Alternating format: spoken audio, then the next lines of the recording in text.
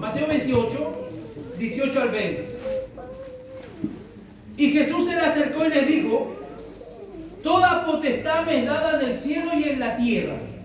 Por tanto, id y haced discípulos a todas las naciones, bautizándolos en el nombre del Padre, del Hijo y del Espíritu Santo, enseñándoles que guarden todas las cosas que os he mandado. Y he aquí, yo estoy con vosotros todos los días hasta el fin del mundo. Hay una promesa maravillosa aquí que se realiza una vez que se ve la obra y el milagro de la resurrección. Una vez que se realiza el milagro de la resurrección, una vez que el Espíritu Santo levanta a Jesús de la tumba después de haber estado esos 3 días allí muerto en su carne física, Él fue levantado y resucitado en gloria a través del poder del Espíritu Santo, porque era necesario que se cumpliera todas las profecías que de Él se habían dicho y que habían sido establecidas para su cumplimiento en la persona de Jesús. Así como Jonás estuvo en el vientre del pez durante 3 días, era una señal de que Él iba a estar 3 días también allí en lo más profundo de la tierra, donde estaban todos aquellos que han partido de alguna manera del escenario de esta tierra. También se cumple de alguna manera lo mismo que Él dijo: destruir este templo, dice, y en 3 días yo lo levantaré. Muchos dijeron: este está loco, se demoraron 40 años en edificar el templo y Él en 3 días lo va a levantar. Él estaba hablando del templo que era el templo del Espíritu Santo.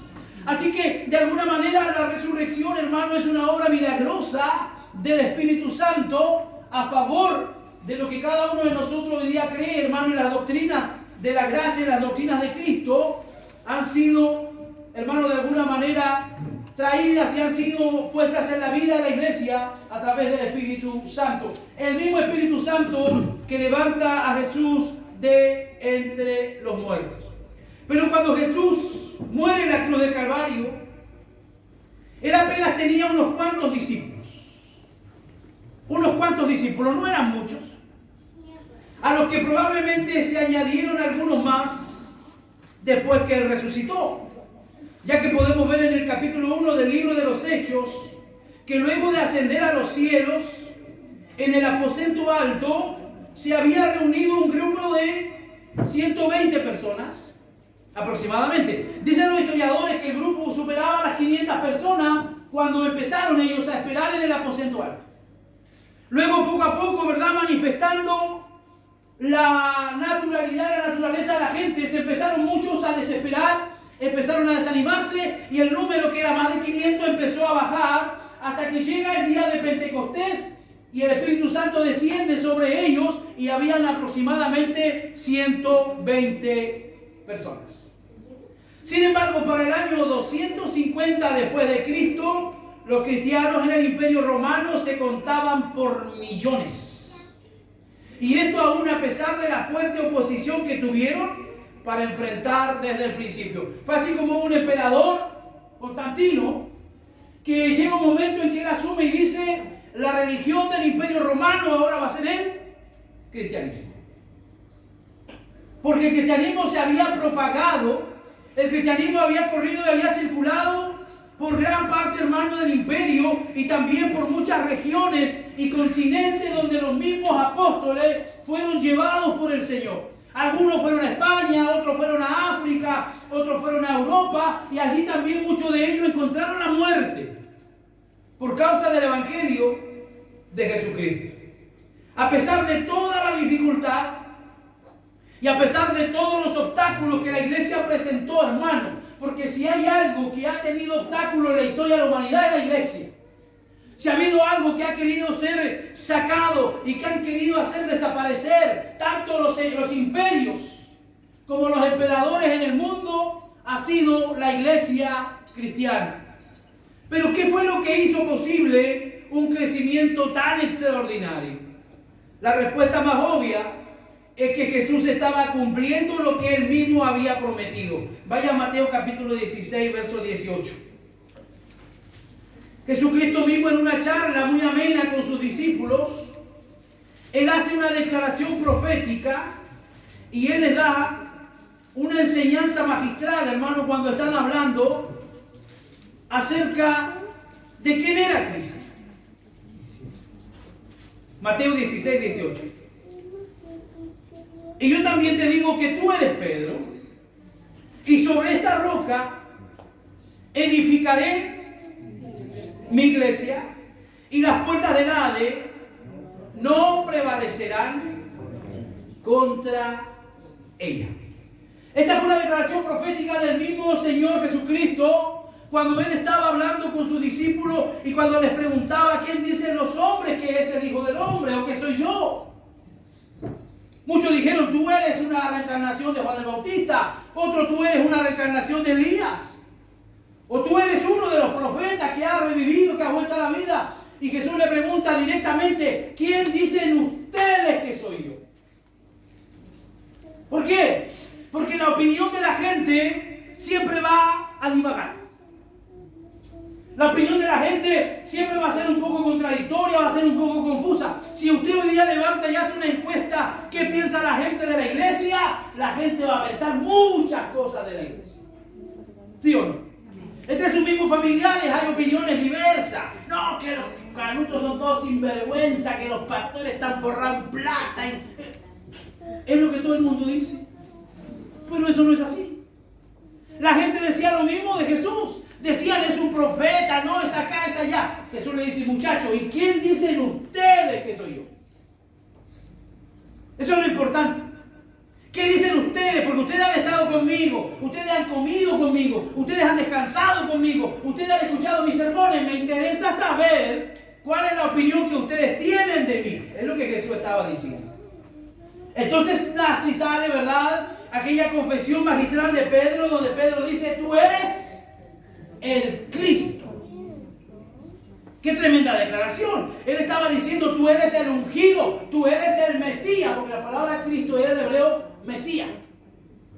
Abiertamente Pedro estaba reconociendo que él era el Mesías, y sobre esa declaración es que Jesús le suelta esta tremenda profecía, donde le dice: las puertas del infierno no prevalecerán contra la iglesia. Y él le dice: sobre esta confesión o sobre esta roca. Y ahí es donde hay una mala exégesis y hay una interpretación incorrecta. Porque aquellos que forman parte, ¿verdad?, de lo que es la iglesia católica dicen: no, sí, está diciendo Jesús sobre esta roca, o sea, sobre Pedro. Y sobre Pedro dicen ellos que la iglesia fue edificada, y por eso lo ponen a él como el primer papa de la iglesia católica, apostólica y romana. Pero la verdad que eso no es así. Lo que Jesús está diciendo sobre esta roca significa sobre esta confesión que tú has hecho, Pedro. ¿Y cuál es la confesión? Tú eres el Cristo. Así que la iglesia está edificada sobre la roca que es Cristo. Y esa roca es, hermano, inamovible. Y esa roca la han querido sacar muchas veces, la han querido destruir, la han querido derribar, pero aún no han podido. Ni podrán. Ni podrán. Jesús dijo en Mateo 16, 18: yo edificaré mi iglesia. ¿Quién es el que edifica la iglesia? Dios. ¿Y cuál es nuestro papel? ¿Cuál es nuestra labor? Si Él edifica, yo soy un servidor de este reino. Un servidor de esta edificación. Otra palabra, Pedro dice que somos piedras vivas, que estamos siendo edificados. O sea, Dios está edificando su obra con cada uno de nosotros. Así que cada uno de nosotros tiene una labor fundamental en lo que es la edificación del reino. Yo edificaré mi iglesia, y si Él la edifica, no hay nadie que la pueda detener. Usted me puede decir: pastor, que si yo me enojo, me quedo en mi casa, la iglesia va a seguir avanzando. Si yo me taimo mañana y cierro acá, la iglesia sigue avanzando. La iglesia no se detiene conmigo. La iglesia no la detienen los hombres. Porque la iglesia la va edificando el Padre. Yo edificaré mi iglesia, y las puertas del Hades no prevalecerán contra ella. Él fue explícito en esto. Si hubiera habido algo más destructivo para el ser humano, y si hubiera habido un lugar más incómodo y que da intranquilidad al ser humano, Él lo hubiera dicho. Pero Él pone el ejemplo, dice las puertas del Hades, porque si hay algo contra el cual el hombre no puede triunfar es contra la muerte. Todas las demás cosas, hermano, de alguna manera el hombre puede enfrentarlas, puede tratar de desafiarlas, puede tratar de acomodarse, adaptarse, pero a la muerte no hay hombre que pueda derrotarla ni ganarla. Entonces Él dice, yo voy a edificar mi iglesia y las puertas del Hades, o sea, lo más difícil que hay para el hombre, las puertas del Hades, dice, no prevalecerá contra ella. ¿Cuántos lo creen así? Amén. Las puertas del Hades no pueden contra ella. ¿Por qué? Porque es Dios en su soberanía el que hace eficaz la predicación del Evangelio. Es Dios el que se glorifica a través de la predicación del Evangelio. No es por los hombres, porque el Evangelio no se trata de los hombres. El Evangelio se trata de la persona de Cristo. El Evangelio se trata de salvación. El Evangelio se trata de vida eterna. Los hombres pasamos, los hombres vamos y desaparecemos. Pero el Evangelio, hermano, es el que perdura, porque en su soberanía Él hace eficaz la predicación del Evangelio. Dios decidió salvar a la criatura a través de la locura del Evangelio. A través de la predicación del Evangelio es que Dios está salvando a tanta gente, hermano. Lo ha hecho por siglos y lo seguirá haciendo. Lo seguirá haciendo. ¿Por qué? ¿Qué dice 1 Corintios capítulo 3, verso 6? Yo planté, Apolo regó, pero Dios ha dado el crecimiento. ¿Quién está hablando aquí a los Corintios? Pablo. ¿Y qué dice Pablo? Yo planté, o sea, yo llevé la semilla, yo prediqué, yo puse el mensaje. Apolo regó, Apolo trabajó sobre lo que Pablo había hecho, había edificado. Pero dice, el crecimiento lo da ¿qué? Dios. Dile que a tu lado, Dios da el crecimiento.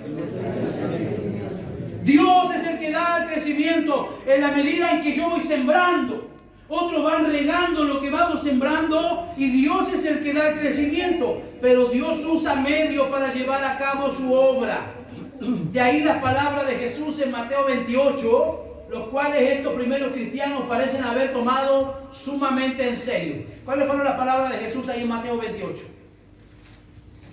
Por tanto, dijo Él, toda potestad, toda autoridad, todo poder me es dado, dice, en el cielo y en la tierra. Por tanto, vayan y hagan discípulos a todas las naciones, bautizándolos en el nombre del Padre, del Hijo y del Espíritu Santo, y enseñándoles que guarden todas las cosas que os he mandado, y yo estoy con vosotros todos los días. O sea, aquí hay algo poderoso, hermano. ¿Qué es lo que el Señor nos está mandando a hacer? Nos está invitando a hacer, a ir y predicar el Evangelio. Ir y predicar. ¿Qué más nos dice? Hacer discípulos. No basta solo con la labor de la iglesia en ir y predicar. No basta solo con ir y lanzar el mensaje y después olvidarnos. Tenemos que discipular porque es la orden y es la labor del Señor. Y puede hacer discípulos de todas las naciones. ¿Y qué es lo que es un discípulo? ¿Qué es un discípulo? Vamos, piense, ¿qué es lo que es un discípulo? Seguidor. Un seguidor, un aprendiz. Un aprendiz. Así que el Señor nos está mandando a que vayamos y hagamos discípulos. Cuando se predica sobre este texto, que se conoce como la Gran Comisión, muchas veces nos sentimos abrumados. ¿A cuántos de ustedes les pasa? Muchas veces nos sentimos abrumados por la magnitud de la tarea que tenemos por delante. Mire, yo predico desde los 12 años. Tengo 50 años y día saque la cuenta cuántos sermones me han dado en mi vida. Cantidades. Cantidades. Pero cuando me siento en mi escritorio a preparar este sermón y me siento frente a esta palabra, me doy cuenta que lo que queda por hacer es mucho y lo que yo he hecho es muy poco. ¿A cuántos de ustedes les pasa? Amén. Es una realidad, hermano. Tenemos un tremendo desafío. Esta ciudad de Antofagasta es tan grande. ¿Cuántos están de acuerdo conmigo que Antofagasta es grande? Uy, Antofagasta es muy grande, hermano. Y sigue creciendo y sigue creciendo. Antofagasta es tan grande como para poner unas cuantas iglesias aquí, ni siquiera se tornarían. Ni siquiera nos estorbaríamos aquí unas cuantas iglesias bíblicas como la nuestra. La labor es grande, la tarea es grande que tenemos por delante y a veces experimentamos un sentido de culpa por lo poco que hacemos por la salvación de los perdidos. Hay algo que se les reprocha, hermanos, a los reformados, a los bíblicos. Una de ellas es que a veces somos un poquito pecho frío y otra es que no son buenos para evangelizar. Porque de alguna manera la doctrina de la gracia a nosotros nos dan tanta paz y nos dan tanta confianza como que parece que nos dejan ahí adormecidos, contentos y agradecidos por lo que el Señor hizo por nosotros, pero nos olvidamos un poquito de que hay un mundo a nuestro lado que se está cayendo a pedazos. Gente que se está perdiendo. Familiares nuestros, si no hay para qué ir tan lejos. Familiares nuestros que si en este momento enfrentaran la muerte se pierden. Porque están metidos enredados en adulterio, porque están en fornicación, porque están en diferentes pecados. Otros porque blasfeman abiertamente de Dios. Pero nosotros debemos sentir una gran carga en nuestros corazones por la enorme cantidad de personas que nunca han escuchado el mensaje del Evangelio. Diga conmigo, ¿debo sentir? Una gran carga. Yo creo que ninguno de nosotros, que si pasa por fuera de una casa que se está incendiando, pasa silbando mano al bolsillo y sigue su camino. ¿Alguno de ustedes haría eso? ¿Cuántos harían eso? Y pensarían, no, si esa es labor de los bomberos. O esperemos que llegue la policía. Pero la gran mayoría de nosotros se pondría manos a la obra y entraría en acción. ¿Qué haríamos? Echamos abajo el portón, una patada, abajo el portón activo. ¿Sí o no? Agarramos una piedra y quebramos los vidrios porque tiene que salir el humo por alguna... Algo haríamos. A lo mejor equivocadamente, pero haríamos algo. Bueno, eso es lo mismo que ocurre en la vida espiritual. Vemos que hay gente que se está perdiendo, que se están yendo al infierno, que se están, hermanos, de alguna manera alejando de Dios y nosotros pasamos como si no estuviera ocurriendo nada. La iglesia tiene que sentir una carga por aquellos que están perdidos. Debemos sentirnos amonestados cuando no percibimos en nuestro corazón un genuino interés por evangelizar a los incrédulos. Pastores que se van a reír de mí, que se rían. De Jesús se reían, se burlaban, murmuraban, lo golpeaban, lo abofetaban. Nosotros no somos superiores a Él, no esperemos que a nosotros nos van a recibir con bandeja de plata o con alfombra roja. No, ahí viene el canuto. ¿Sí o no? Ahora que estás de canuto te pusiste fome, le dice. Porque nosotros malinterpretamos este camino, malinterpretamos este estilo de vida y nos convertimos en santurrones. Esa no es la idea del Señor. La idea del Señor es que seamos luz en el lugar donde estamos. Amén. La idea es que seamos sal en medio de toda la pudredumbre que nos toca enfrentar y vivir cada día. Pero al mismo tiempo debemos cuidarnos. Dígale que está a su lado, ten cuidado. De no leer las palabras de Jesús como una especie de amonestación perpetua para la iglesia. Algo así como dejen de perder el tiempo y salgan a predicar el Evangelio. Déjense de perder el tiempo y salgan a predicar el Evangelio. Eso no fue lo que Jesús dijo. No creo que este haya sido el tono ni la intención de Jesús al proclamar estas palabras. Experimentar un permanente sentido de culpabilidad no es lo que nos va a motivar a salir a anunciar el Evangelio a un mundo que perece en sus pecados y que hay salvación en Cristo para todo aquel que cree. Escuchen lo que le voy a decir. El combustible que da energía a la evangelización en una iglesia surge de una compleja mezcla de varios elementos. Primero, un profundo sentido de asombro por el poder, por la gloria y la majestad de nuestro Señor y Salvador Jesucristo. Todo aquel que está impresionado con el poder de Jesucristo, Todo aquel que está impresionado por la gloria de Jesucristo, todo aquel que está impresionado por la majestad de Jesucristo, no va a permitir que sus labios se cierren, sino que va a querer compartirlo con todo el mundo. Va a querer compartirlo con todas las personas. Va a querer transmitir su alegría, va a querer transmitir su regocijo con todas las personas, así como aquella mujer que se encontró con Jesús, la samaritana. Ella fue, dice la Biblia, después que charló con Jesús y se dio cuenta que Jesús era el Mesías, ella dejó, quebró su cántaro y se fue a la ciudad y fue a decirle a todo el mundo que había estado con alguien que le dijo todo en su vida. ¿No será este el Mesías? Una vez que nos encontramos con Cristo, hermano, es imposible que nuestra vida siga siendo la misma. Una vez que nos encontramos con Cristo, lo único que queremos es que nuestra familia también conozca lo que hemos conocido. Queremos que los demás experimenten lo que tú y yo hemos experimentado. ¿Y qué hemos experimentado, pastor? Gozo. Gozo y gratitud por nuestra propia salvación. Experimentamos gozo, experimentamos un sentimiento de alegría, de respeto y gratitud por la salvación que se nos ha regalado. Porque si yo lo hiciera a usted mirar de manera retrospectiva, y si yo lo hiciera mirar a usted un par de años atrás, si le hubiera a usted tocado la muerte, ¿dónde estaría en este momento? Muchos no estarían sentados en la silla de la iglesia, muchos estarían tal vez en el infierno. Pero la gracia del Señor ha sido sobre nosotros, nos ha escogido desde el vientre de nuestra madre, nos ha traído a la salvación y hoy nos tiene sentados en una silla cómoda en la iglesia, y eso a nosotros tiene que hacernos sentir agradecidos.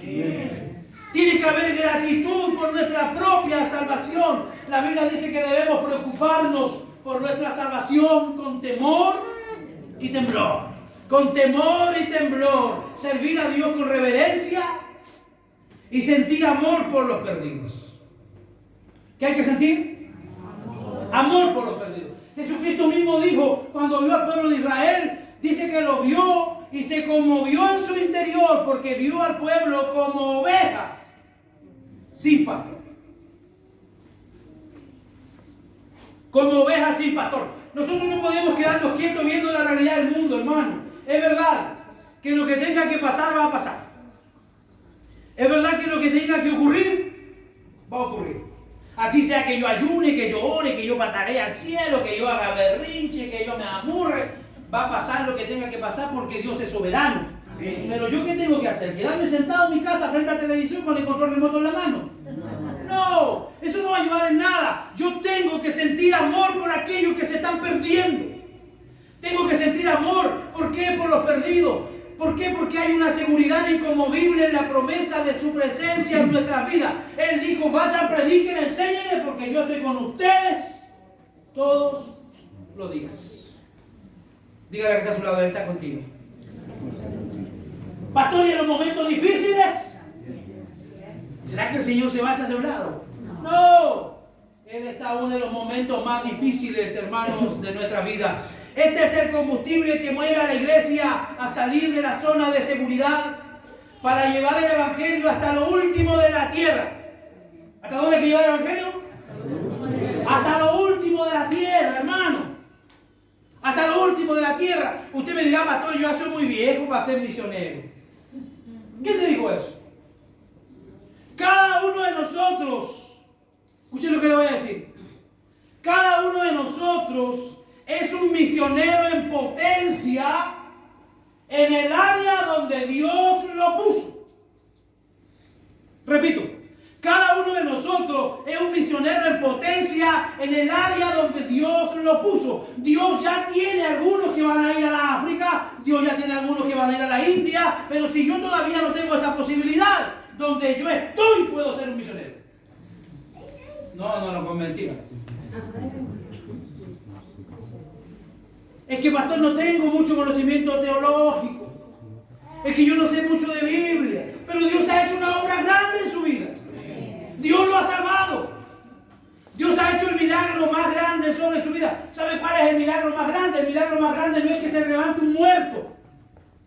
El milagro más grande no es que un ciego reciba la vista, un sordo escuche, un mudo hable. El milagro más grande es que usted haya sido transformado.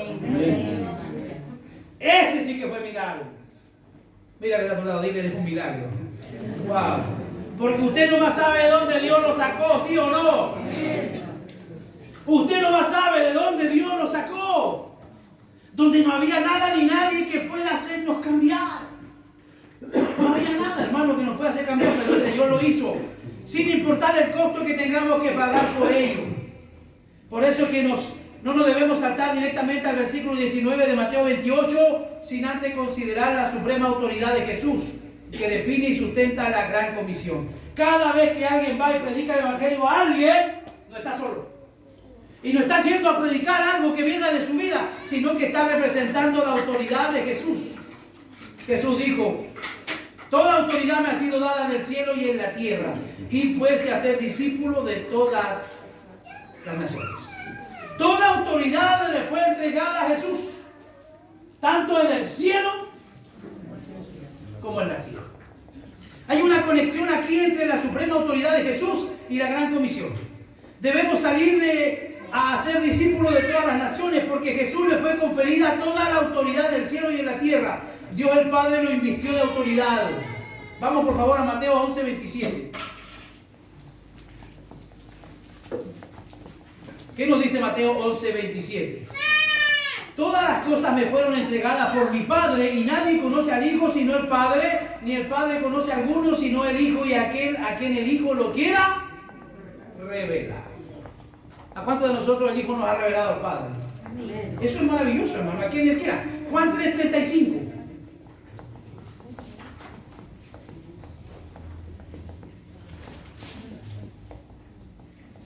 El Padre ama al Hijo y todas las cosas ha entregado en su mano. ¿Qué dice Juan 13, versículo 3?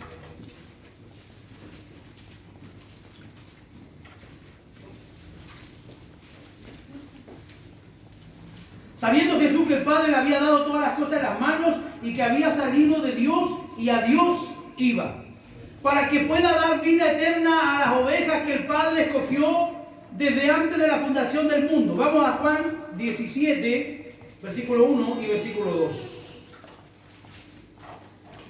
Estas cosas habló Jesús, y levantando los ojos al cielo dijo: Padre, la hora ha llegado.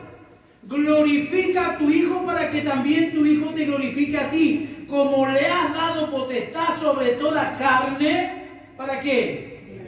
Para que dé vida eterna a todos los que le diste. Amén. Las ovejas por las cuales Cristo vino a morir en la cruz le pertenecen al Padre, y Dios el Padre le confirió a Dios el Hijo la autoridad de darle vida eterna a esas ovejas, dando su vida por ellas en la cruz. Observa lo que sigue diciendo el verso 6. He manifestado tu nombre a los hombres que del mundo me diste. Eran tuyos y me lo diste, y han guardado tu palabra. El Padre es glorificado en el Hijo cuando éste da su vida por las ovejas que el Padre le dio. Ahora, lo que siempre hemos dicho, no sabemos a priori cuáles son las ovejas del Padre, pero sí sabemos que el Hijo tiene plena autoridad dada por el Padre para darles vida eterna a través de la predicación de su palabra. Como no sabemos cuáles y cuántas son las ovejas, tenemos que seguir predicando. Así que despierta que está a tu lado, dile: tienes que seguir predicando. Ahora bien, si Cristo es uno con el Padre, ¿por qué fue necesario que el Padre le confiera esta autoridad? Veamos lo que dice Juan 1, del 1 al 4.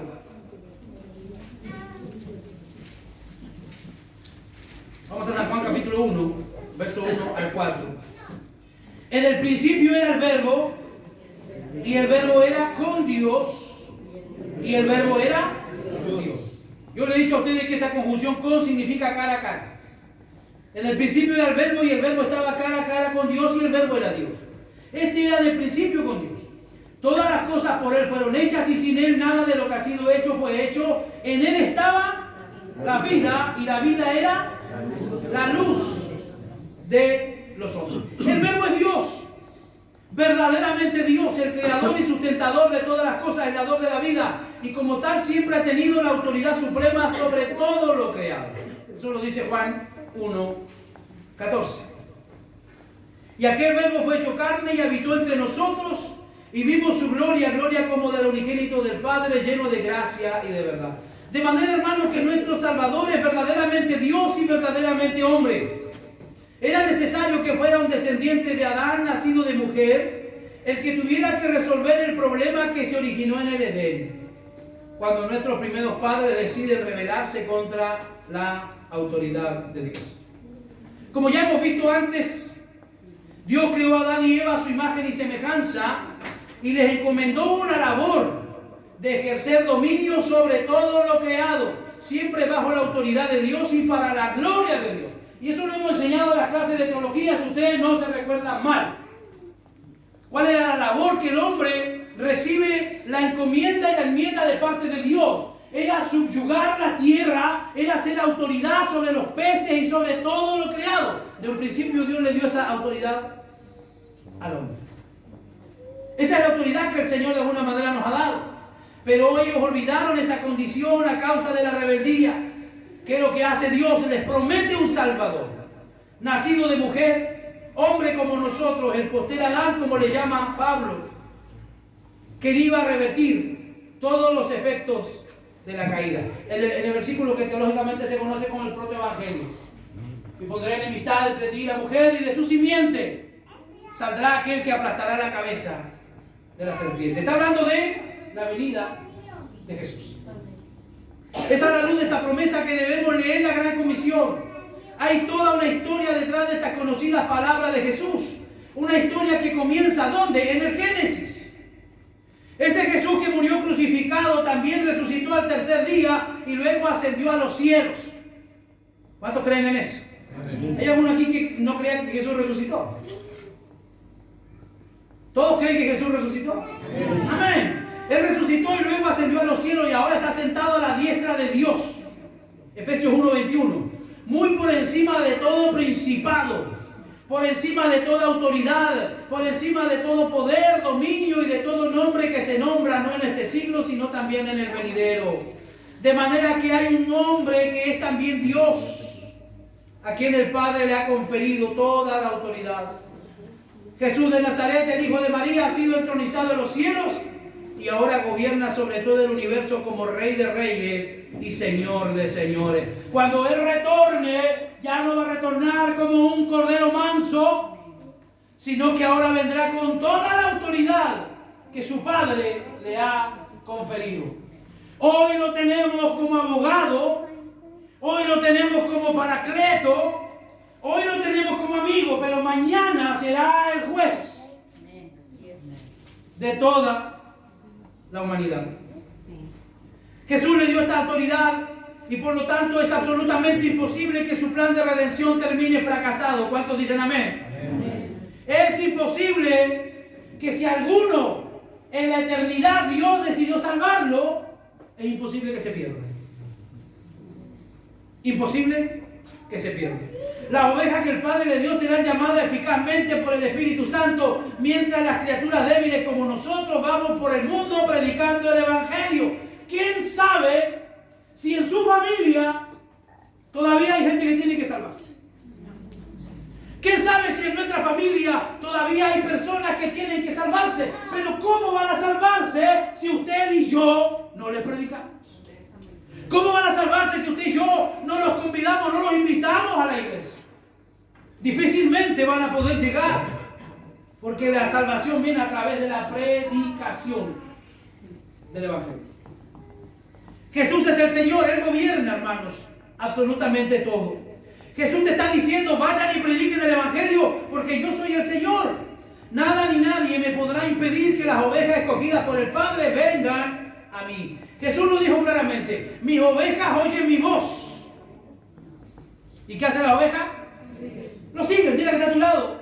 Si eres oveja, debes oír la voz de Dios. La autoridad suprema de Cristo es lo que define la Gran Comisión. La define porque el mensaje que estamos llamados a llevar es que Jesús venció en la cruz a los poderes de la muerte, del diablo y del pecado. Es dar la buena noticia que hay perdón en Cristo para todo aquel que cree. Dígale que está a su lado, tienes perdón en Cristo. Tienes perdón en Cristo. Este evangelio del reino se predicará en todo el mundo. Mateo 24:14. Este evangelio del reino se predicará en todo el mundo como testimonio a las naciones, y entonces vendrá el fin. Hoy día tenemos y contamos con las benditas redes sociales. ¿Cuántos son un as en las redes sociales? No sea mentirosa. Se manejan en Facebook, se manejan en Instagram, se manejan en Twitter. ¿Cuál otra más hay? TikTok. Aproveche todas esas redes sociales para proclamar la palabra del Señor. No lo convencí. No andes subiendo memes, ni chistes de suegra, nada de esas cosas. Aproveche su perfil de las redes sociales para poner un versículo bíblico. Y no ande subiendo estado de que está depresivo, de que se quiere tirar la portada, y no. No, hermano. Qué triste es ver cuando hay un ministro o cuando hay un cristiano que uno considera medianamente maduro, que anda subiendo, maduro, no el maduro, que anda subiendo estados, hermanos, estados que son calamitosos, catastróficos. Si alguno está deprimido, doble rodilla y busque al Señor. Si alguno está triste, busque al Señor. Si alguno ha pecado, pídale perdón al Señor. Pero use sus redes sociales para glorificar a Dios. Cada día, hermano, un versículo bíblico. Cada día un devocional. Cada día, hermano, porque usted no sabe cuánta gente le ve a usted su perfil. Yo tengo poquito, no soy muy famoso. Pero me ven en varias partes del mundo. Tengo amigos en varios continentes de este mundo. Y las cosas que a veces subo las ven en diferentes lugares del mundo. Entonces tenemos que ser responsables, hermano, en poder transmitir y llevar el evangelio. Si usted no va a poder llegar a China, no va a poder llegar a Rusia, no va a poder llegar a India, pero a través de nuestros perfiles en redes sociales podemos predicar el evangelio. Podemos dar ánimo a alguien que está sufriendo. Puede que algún familiar suyo vea su fe. Y puede que ese mensaje, esa palabra o ese versículo que usted está transmitiendo cambie la realidad de su vida. Él dijo que nadie puede impedir que esto suceda. Nadie puede impedir que el evangelio sea predicado. Nadie puede impedir que la iglesia siga avanzando. Él dijo, yo edificaré mi iglesia. Con tu ayuda o sin mi ayuda. Con tu disposición o sin tu disposición, la iglesia va a seguir siendo edificada. Pero yo prefiero que sea conmigo. No me quiero restar, no quiero quedar fuera de ello. Ese es sobre la base de esta realidad que podemos salir a proclamar con toda confianza el evangelio. Y al final de la historia, todos los escogidos del Padre, dice la Biblia, Apocalipsis 5:12, y con eso termino. ¿Qué dice Apocalipsis 5:12?